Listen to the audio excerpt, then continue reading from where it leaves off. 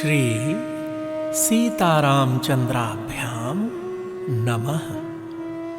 श्रीमद्वाल्मीकि रामायणम् अयोध्याकाण्डं 53 सर्गः।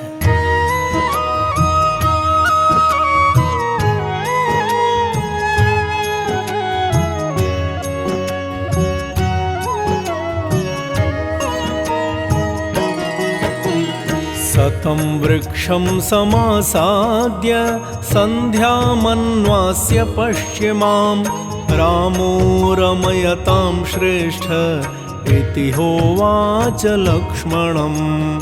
अद्येयं प्रथमा रात्रिः याता जनपदात् बहिः या सुमन्त्रेण रहिता तां नोत्कण्ठितुम् अर्हसि। जागतर्व्यमतन्द्रिभ्याम् अद्य प्रभृतिरात्रिषु योगक्षेमौ हि सीताया वर्तते लक्ष्मणावयोः। रात्रिं कथञ्चिदेवे मां सौमित्रे वर्तयामहे अपवर्तामहे भूमा वास्तिर्य स्वयमर्जितैः।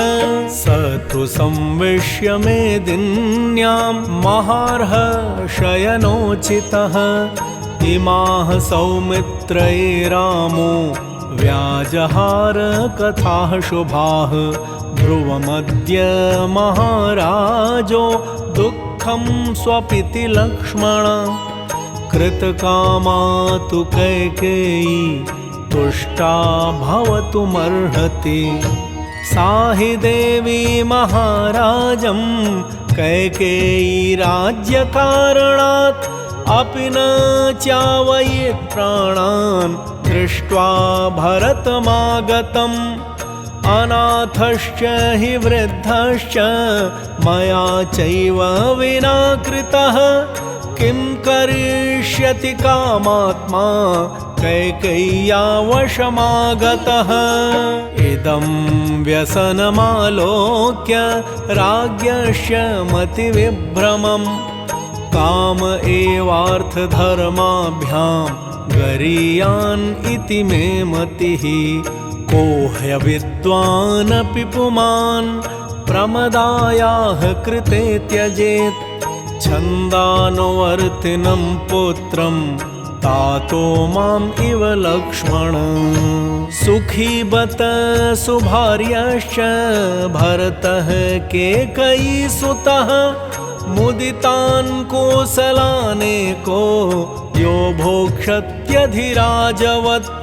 स हि राज्यस्य सर्वस्य सुखमेकं भविष्यति।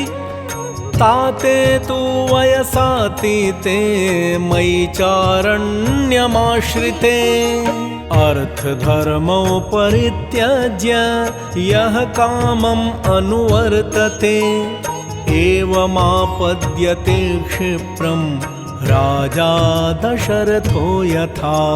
मन्ये दशरथान्ताय मम प्रव्राजनाय च कैकेयी सौम्य सम्प्राप्ता राज्याय भरतस्य च।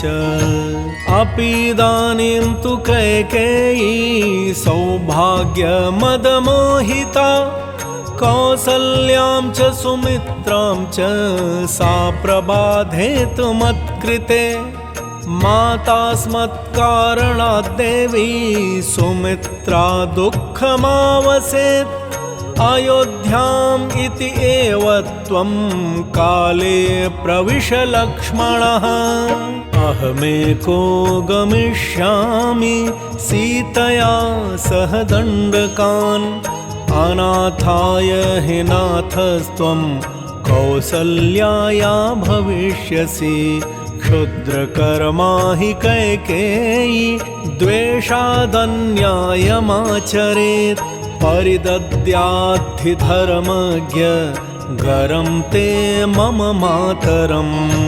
नूनं जात्यन्तरे तात स्त्रियः पुत्रैर्वियोजिताः जनन्या मम सौमित्रे तदद्यैतदुपस्थितम् मया हि चिरपुष्टेन दुःखसंवर्धितेन च विप्रयोज्यत कौसल्या फलकालेऽधिगस्तु मां स्म सीमन्तिनी काचित् जनयेत् पुत्रमीदृशम् सौमित्रेयोऽहमम्बाया दद्मि शोकमनन्तकम् मन्ये प्रीतिविशिष्टा सा मत्तो लक्ष्मणसारिका यत्तस्याः श्रूयते वाक्यं शुकपादमरेर्दश शोचन्त्याश्चाल्पभाग्याया न किञ्चिदुपकुर्वता पुत्रेण किं पुत्राया मया कार्यम् अरिन्दमा अल्पभाग्या हि मे माता कौसल्या रहिता मया शेते परम दुःखार्ता पतिता शोकसागरे एको ह्यहमयोध्यां च पृथिवीं चापि लक्ष्मण तरेयमिषुभिः क्रुद्धो ननु वीर्यमकारणम् अधर्मभयभीतश्च परलोकस्य चानघ तेन लक्ष्मणनाद्याहम् आत्मानम् अभिषेचये एतद् अन्यच्च करुणं विलप्य विजने बहु अश्रुपूर्णमुखो दीनो निशितोष्णीमुपाविशत् विलापो परतं रामं गतार्चिषमिवानलम् समुद्रम् इव निर्वेगम् आश्वासयत लक्ष्मणः ध्रुवमद्य पुरी राम अयोध्या युधिनाम्बर निष्प्रभा त्वयि निष्क्रान्ते गतचन्द्रेव शर्वरी नैतदौपैकं राम यद् परितप्यसे विषादयसि सीतां च मां चैव पुरुषर्षभ न च सीता त्वया हीना न चाहमपि राघव मुहूर्तम् अपि जीवावो जलान्मत्स्या विबोधृतौ न हि तातं न शत्रुघ्नं न सुमित्रां परन्तप द्रष्टुमिच्छेयमद्याहं स्वर्गं चापि त्वया विना ततस्तत्र समासीनौ नातिदूरे निरीक्ष्यताम् न्यग्रोधे सुकृतां शय्यां भेजाते धर्मवत्सलौ